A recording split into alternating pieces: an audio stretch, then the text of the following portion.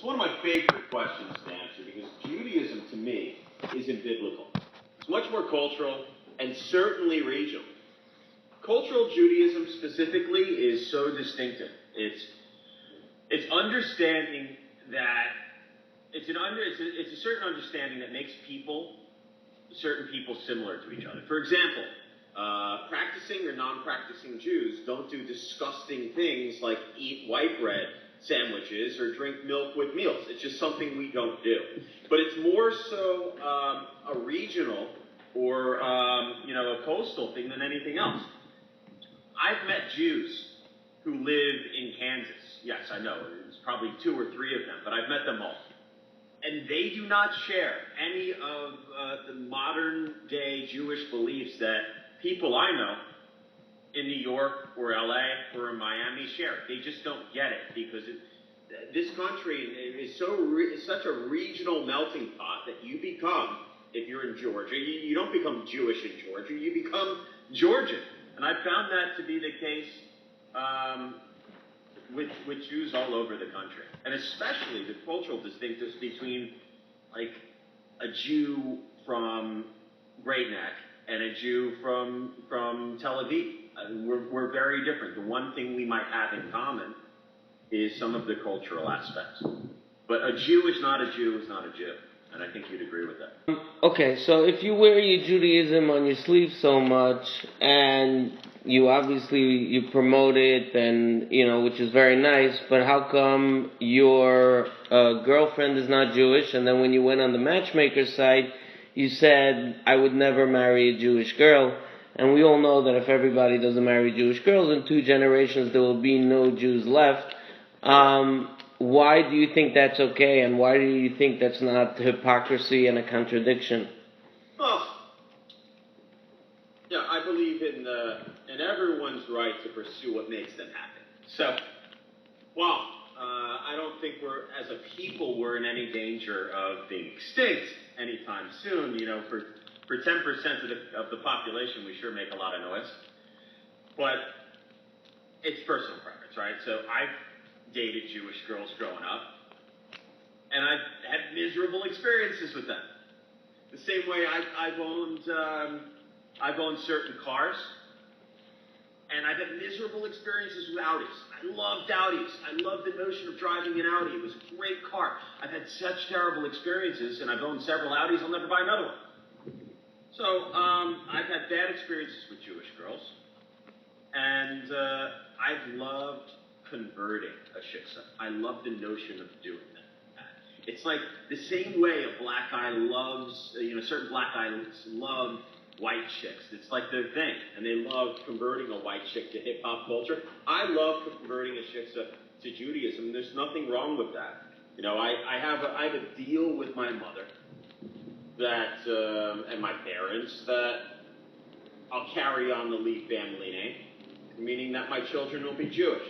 So big deal. My girlfriend takes a mikvah. She's lactose intolerant. I don't know how we're going to get through that, but she'll take the milk bath. We'll figure something out. And any girl that's willing to convert for you, that's a keeper. And it's very interesting. Jewish women do not convert to Christianity. The Christian women convert to Judaism all the time. Donald Trump is in the headlines. Look at Ivanka. Ivanka's a crazy practicing Jew. Yeah, but the Israeli government does not accept conversions by the Reform people, and they only accept conversions that are strictly Orthodox. So by that standard, according to the High Court in Israel, your kids would not be Jewish. I don't appeal to the notion of that High Court. I appeal to the notion of modern-day Reform or even conservative Judaism in the States. I don't live in Israel. I've spent time there. I was bar mitzvahed in Masada. But I don't really care what a high court in Israel says if it impacts my ability to pursue a happy life and have a significant other who I deem worthy. Do you feel that the fact that you go around acting the way you do and being so flamboyant and throwing your money in people's face contributes to anti-Semitism? And if so, have you had any anti-Semitic comments thrown at you? And do you think that that's a good representation of the Jewish people as a whole?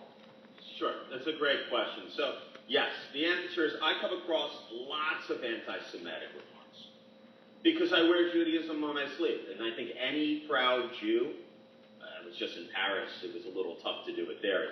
It's different being proud of being a Jew than it is going places where Jews have had very tough time being Jewish openly and inviting some type of violence or hate crime.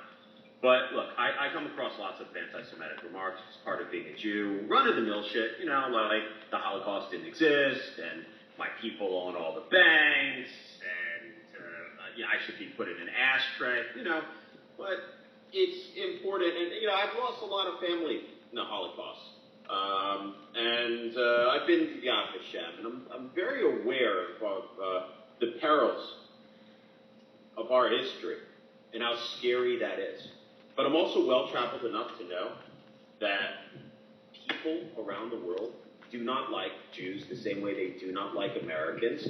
And it's important to realize that you're not going to school anyone on thousands of years of history in a New York minute.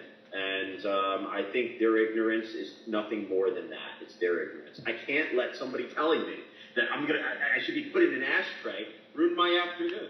I've never let that affect me. I don't find that to be a personal insult.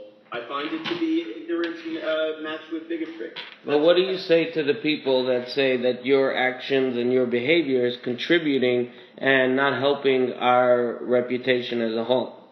Well, first of all, if I'm capable of impacting the reputation of the holy people, then I think our holy people need some help. I think that's really out of bounds. How one person can impact the reputation of Jewish people across the board. Fine.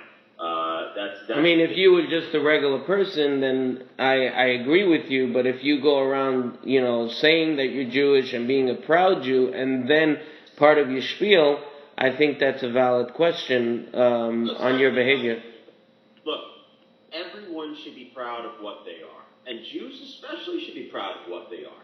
Now, I embrace the cultural notion of being a Jew, and I think one of the most important things about being a Jew is it's our humor that sustains us as people.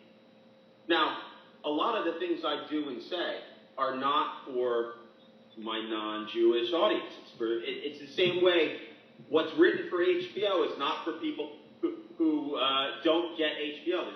There's a saying in Hollywood, people receive HBO, but they don't get it, right? People might receive I have fans in Pakistan. Do you really think they're getting any of my shtick? They have no idea what's going on. I don't know how they power up their computers. Is electricity there? Wi-Fi in Pakistan. This is crazy. What's going on in 2015? Thing is, I can't worry about, and I can't curtail my own actions and my own behavior because I'm worried that people are going to say I make them look bad. I can only make myself look good or bad. If I'm somebody's introduction to a Jewish person, I don't know how they found me and clicked on me, but I'd like to know what the backlinks are in that story. It just doesn't work that way. What do you say to the people that say that you're doing all this for attention? Why? What do you say? What is the reason that you do all this? Well, I think the reason any entertainer does anything is to entertain.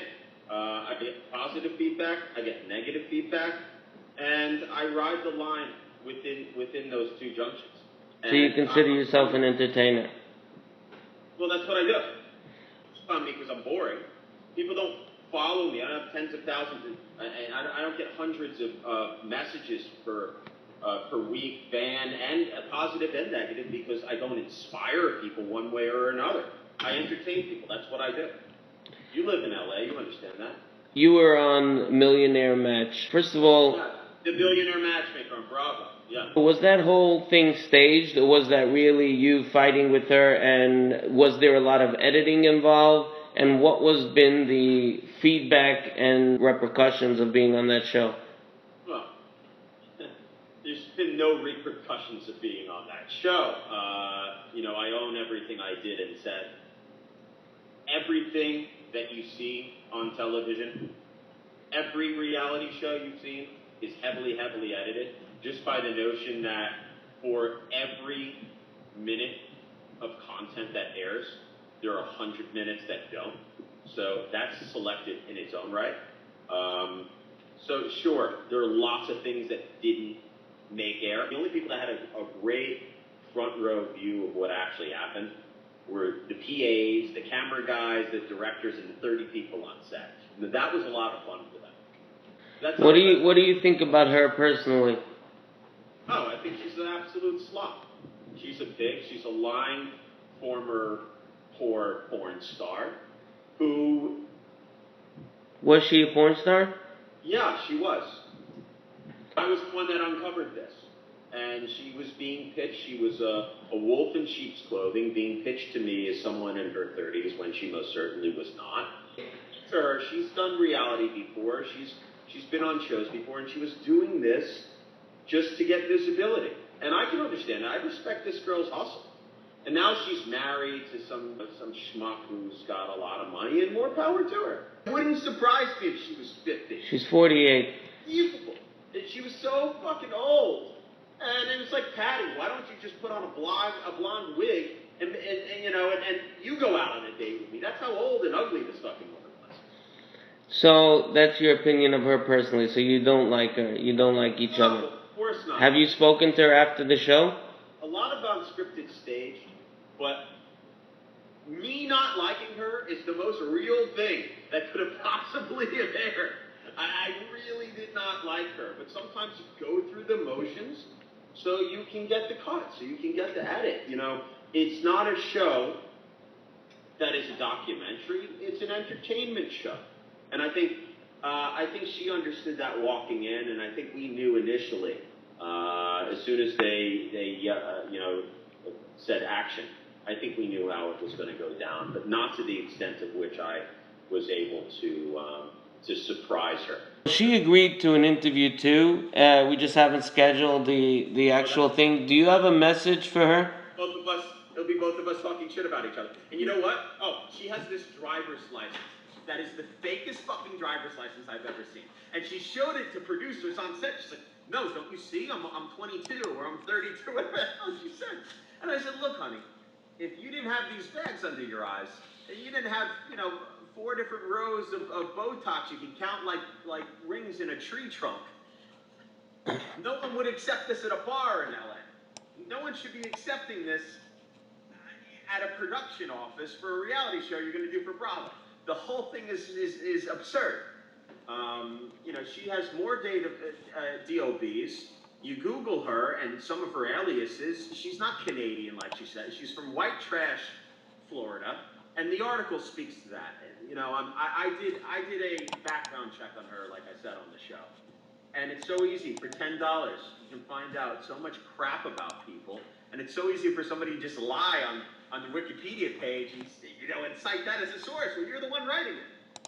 It's great if I could cite a New York Times article as a source if I'm the fucking author. The one way I have to compliment this broad is she's got some hustle. She's got some hustle. And she's relentless, and she's not the slightest bit apologetic. And that's the only thing I can admire about her, because otherwise she's morally bankrupt, and she's a slob. Do you have a message for her direct? It would be like if Donald Trump were interviewing her. I want to see your birth certificate, because nobody believes you were born when you said you were born. And I want to see a certified copy of it, and it can't be photographed. And it can't be something that you text somebody, because we know you're great with Photoshop. No, I think she agreed. I think she admitted on one of her shows that she's reaching 50. I mean, that's so scary, because she's not. But aside for that, what's your message to her? My message to her is to embrace her age, embrace her limitations, embrace everything that she is. Why does she have to pretend to be something she's not? So a guy will marry her? Well, she's already reached that pinnacle. She got there, okay? So, she could love the fact that she lives in a common law state, and she doesn't have to work for her money, and that's what's great about being, a fucking big blonde broad in LA. Everyone's able to, every woman is able to marry her match. And it's great, because she doesn't need to work for anything. And that's what's great about being a blonde chick in LA with big tits. It's like winning the lottery for them. What do they have to do? They don't have to create anything. All she needs to do is make sure her fucking mascara doesn't run like it did on set when she was crying when I called her out for doing porn. So if you strip away JRL, the entertainer, you strip away the shtick, and you strip away the spoiled rich kid, trust fund kid, what is JRL really about? Who is JRL? Well, first of all, I take great exception to the trust fund kid, and I take great exception to the notion of being spoiled. So let me just give you a background on myself. I have a great upbringing. Come from a Reform Jewish family. Grew up in Scarsdale. Moved to Manhattan when I was a teenager. I went to prep school, boarding school in New Hampshire. I have an undergraduate degree in entrepreneurship. I have my master's in business from school in Connecticut. But after I graduated from grad school, which was almost 9 years ago. Or no, it's about 7-8 years ago.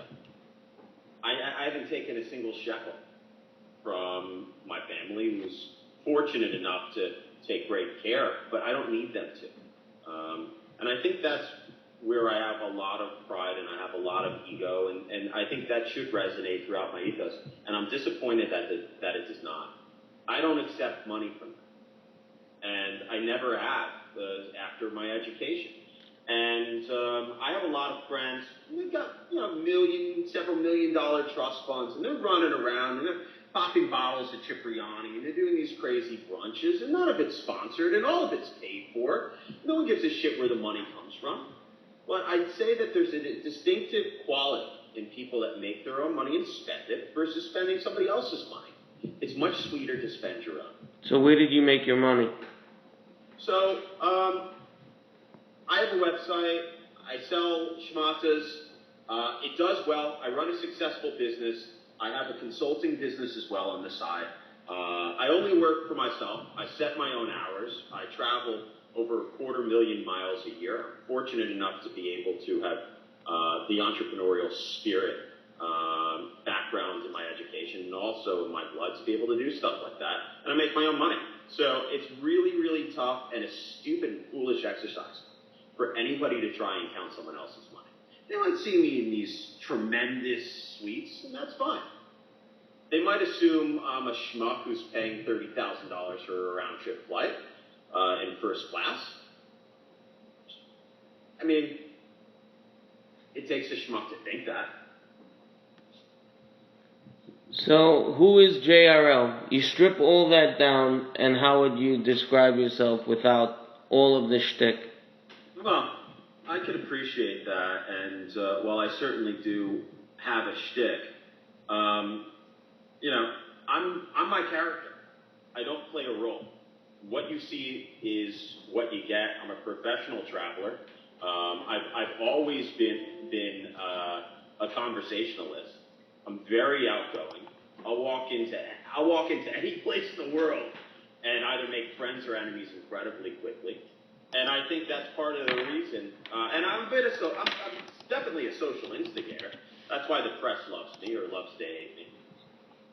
But people have an opinion of me, and they've always had an opinion of me, even before the zeitgeist of social media and the notion of being an online personality.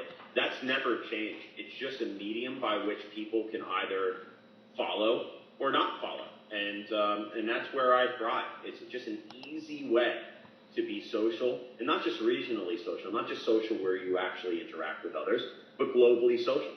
And I think that's something that's changed within the past 5 years, and that people have one-way relationships with other people. There are lots of people who come up to me in airports, come up to me in restaurants all around the world, as if they know me, and they assume that I know them. And that's the Howard Stern effect. When you listen and absorb somebody else's content for so long, you'll feel like you're in a relationship. You'll feel like you're in a friendship with them. And I love that. And I think it's awe-inspiring to me that people will allow me into their homes and will view my content and keep clicking back for more. And I love that. How does your parents feel about all your antics and the attention? Well, the attention works for them whenever they want a restaurant reservation and they want to see at a hot spot in the Hamptons. Look, my parents are great. At first, when the New York Times started coming out and the Post started coming out, positive, negative, and these TV shows, and I was on VH1 and Bravo, it was not necessarily what they thought. It was how they could respond to their Yenta friends. And it wasn't until I explained to my mother, Mom, this is entertainment, right? It's what pays the bills. It's what works for me. It's not anything I expect you to understand. It's certainly not your Yenta friends to understand. That they started to understand that this is a different world. And that success is not defined by how many hours you spend in an office. And that everyone's own ability to be what they want is now a given. You don't have to work for anyone. You don't have to go to an office. All you need is a T1 Wi-Fi connection and a little bit of chutzpah and a great business idea. And I think it's terrible that these offices or these think tanks exist. The most inspired anyone can be is by escaping and traveling the world. Learning real knowledge is never going to be found in books. So it's fair to say in the beginning it was a matter of contention with you guys? Oh, in the beginning they were fucking embarrassed. How could they not be embarrassed? They didn't understand. They took everything out of context. Whenever you're trying to explain something that happens on Facebook or Instagram to somebody that doesn't know what Facebook or Instagram is, there's obviously going to be a learning curve. But now they get it, and they can respect the shtick. The toughest audience in my life is my mother. If I can make my mother laugh, which is easier said than done, that's the litmus. That's the new test. I'd say that for any comedian. Anyone can make my mother's a tough audience. Do you consider yourself a comedian? I consider myself a sit-down comedian, only because I'm not an idiot. I don't do stand-up. When you look at any comedian, they're always judged by, I go to do stand-up. Now, I've been invited hundreds of times by stand-up comics in New York who performed at some of the most renowned rooms in the country. Justin, you're fucking hilarious. You're funnier than I am. Why don't you come and do stand-up? My answer to that is, I don't want to do heroin, and I know you have to. That's a prerequisite to get picked up at some of these stand-up clubs. Look, I don't want to entertain stand-up audiences because stand-up audiences suck. They're all typically not my audience. My audience exists online, and they certainly, while they're global, they certainly fill a very, very interesting demographic. You get these stand-up audiences at these stand-up comedy clubs in New York, and they're just terrible. Half of them barely speak English. A lot of them are out-of-towners. They're just not locals. And the last thing I would want to do is do my shtick to an audience that won't understand anything that's coming out of my mouth. I'll have to, the worst thing you could do as a comedian, sit down or stand up, is not know your audience. Now, I've got a great feeling for my audience because I know who they are. In a stand-up comedy club, it would just be the worst. I feel bad for some of these guys. They're doing these Jewish comics in New York, doing shtick for people that have never met Jews before. Which celebrities do you hang out with? Who would consider you as a friend and not just trying to suck off some of the attention? I have a respectable list of celebrity and notable friends. Overwhelmingly most I do not post photos with because I respect their privacy. So I think the easiest way to lose the respect of a celebrity friend is celebrities walk around and everyone's trying to suck on their teats. Everyone's trying to use their name to advance their own likeness. Everyone's trying to level jump. And so, traditionally, while people see me out and they'll see me in page 6, and I'll be noted being with a celebrity friend, it's not a photo I'll often post, especially unless they're okay with it. Most of the time, I would never even ask. It's embarrassing to me, and it's certainly embarrassing to them. The reason celebrities pick the friends they do is because they're not interested in sucking off that tea. So I'm not going to name any celebrity names other than the ones that I'm in pictures with on the internet. People know who I am. I hang out with notable, mostly B, some A-minus celebs. Like, I don't need to use their likeness to advance my own. I'm doing well enough myself. Out of all the things that you could have done, as far as clothing and all that, why Pretentious Pocket? I love that question. Pretentious Pocket is an idea I came up with years ago when I had a date and it was at a formal event. And it was a smoking hot day, and I needed a way to differentiate myself. And the best way to do that when you're wearing a tuxedo is by wearing something colorful. Because tuxedos have to be black. Real tuxedos have to be black. None of this Steve Harvey shit. I was in this to win this. I wanted to look good. So I went to the 3 B's in New York. I went to Bloomingdale's, I went to Barney's, and I went to Bergdorf. And I was looking for a pocket square. And what I found shocked me. I found garbage. I found $15 varieties of just garden varieties of disgusting, made in China, felt like sandpaper pocket squares at Bloomingdale's on the low end. And then I found Hermes scarves that were unmemorable at the high end at Bergdorf. And nothing in between. And I had this eureka idea. Companies that make pocket squares. And why is that? You know, when you think tissues, what's a brand that makes tissues? Kleenex. Well, that's a household name. And I want it to be a household name for pocket squares. And I think I've accomplished some of that. And that people, when they see or hear pocket square, they're familiar with the brand. Initially, they'll say Pretentious Pocket. Because it's the only thing we do. We're fucking great at it. We make the world's finest pocket squares, and that's what we do. That's the only thing we do. I don't make ties. I don't make tie clips. I don't make yarmulkes, although I am tempted. And that's why. It's because I wanted something that's a conversation piece. I wanted something that was an extension of me, that was, you know, Justin Rossley, JRL personified in a pocket. It's loud, it's vibrant, it's a conversation piece, and within the first few minutes at a party, it's what's being discussed. And I can speak to that directly as a character, as a person. And so that's why I'm proud to have my product epitomize everything that's me in its personification. Getting back to the Jewish question, would you be opposed to dating a Jewish girl, or you just haven't found one that you get along with?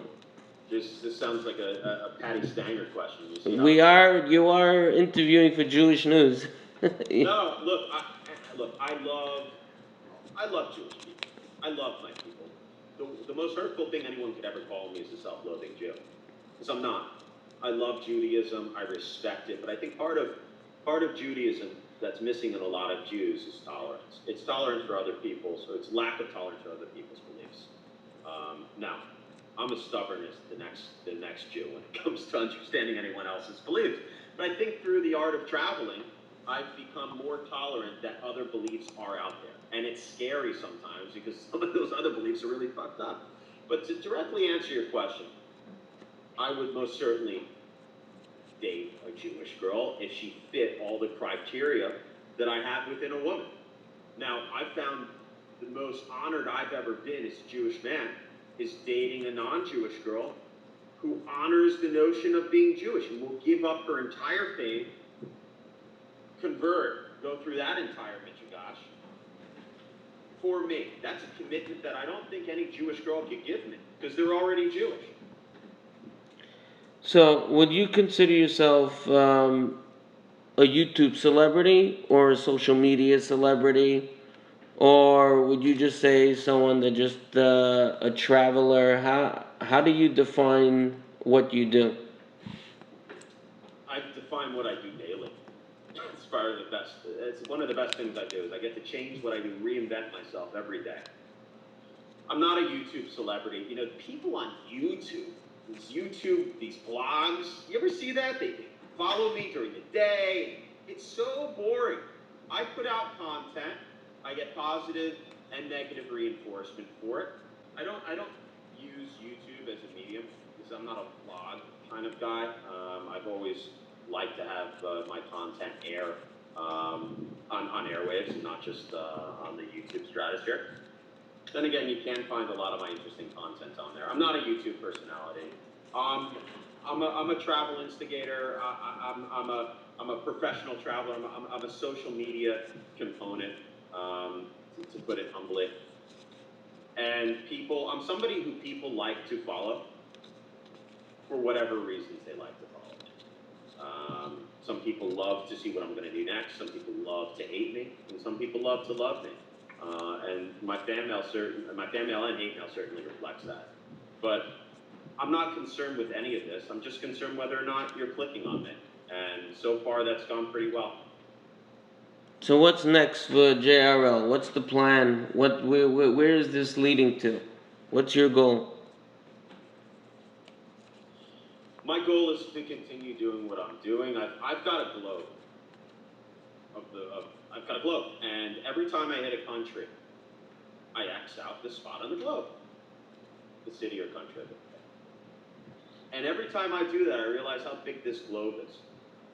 My goal is to conquer every aspect of the globe, share my travels and my experiences with my loyal fan base, write about it in my incredible book that's being published called Don't You Know Who I Think I Am? Confessions of a First Class Ass. That's being published by Inkshares. You can find it on inkshares.com. It's going incredibly well. I've been working on this for the past year and a half to 2 years.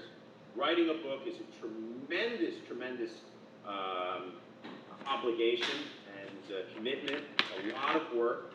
I'm happy that with the milestones I've set so far, I've accomplished a lot. It's so fucking funny. I can't wait for you and your audience to read it. And they can order it now. It's available on inkshares.com. And of course, that's something I'll share the link of as well. But that's what's next. I'm continuing to, I will tell you, although I can't specify network or time frame, I just did film something that's travel related. And we filmed it in Europe, and it's very exciting. And I'm hopeful that I'll be able to give an update within the next few months about where that project's going, be able to name it, and it's something that is just hysterical. It's hysterical. I've been doing a lot of creative work. I've been doing a lot of filming for projects, and unfortunately, the worst part about this is I'm not allowed to speak about it. So you're saying none of the money that you have is from a trust fund that's completely false? Not a single dollar. But then again, I'm not a public company. I don't release financials. People love to count your shekels based on what they see you doing, what they see you not doing. Because I'm a schmuck and I don't fly in the middle seat and coach. That must mean to people that I have hundreds of millions of dollars. Because I hang out with Dan Bilzerian. I must have lots of fucking money. Well, I was just going to bring that up because when was the last time you hung out with him? Because you've been compared to him in the past. Dan is a remarkable guy, and I don't think he gets credit for how bright a guy and methodical a guy he is. He's a skilled poker player. He's just a fucking kick-ass guy. Now, we have incredibly different brands. First of all, Dan has blown up like nothing I've ever seen. His brand is much more middle America, multi-denominational. You don't have to get shtick to get his humor. And I love it. For me, mine is much more specific, and we have that distinction. He's shown me a lot of respect, been to his homes out in LA. The guy throws incredible parties, had a chef cook me dinner. I mean, this is a great guy. You know, if he knew what the word mensch was, I'd call him that to his face. I was afraid he wouldn't know what it meant. He has way too many guns sitting around. So you've only hung out with him once? I've hung out with Dan many times. Every time, I don't come to LA often, as nearly as much as I used to, but whenever I'm in LA, I always sit down. What you see is what you get with Dan. How did you meet him, and what happened? Dan reached out to me, and you know, in the world of internet personality notability and notoriety, We all know each other, even if we haven't met. Like, for example, you got a guy, the fat Jewish. We all know each other. We don't. Everyone in this circle knows of the other person who they're compared to.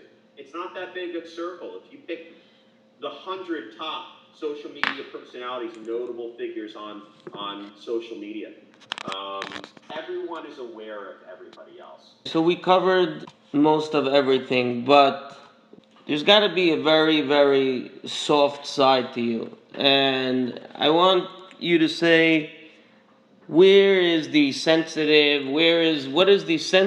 and nice side of JRL? What is he about? See, the tough thing about asking me that question is that you're asking me that question. So I'm not going to deflect, but I'm going to refer that question to be answered by my woman that knows me better than anyone else, my significant other, my queen, Shiksa, Kate. Kate can tell you everything, and I think she's better off answering that question than I am. Absolutely. If there was one thing that you regret doing or that you could take back, what is it? There was a show I did on VH1. It was called Why Am I Still Single? And well reviewed, it wasn't a great show. And I regret doing that, and I passed on a few opportunities, but it's important, especially when you're in my line of work, to have an incredibly thick skin.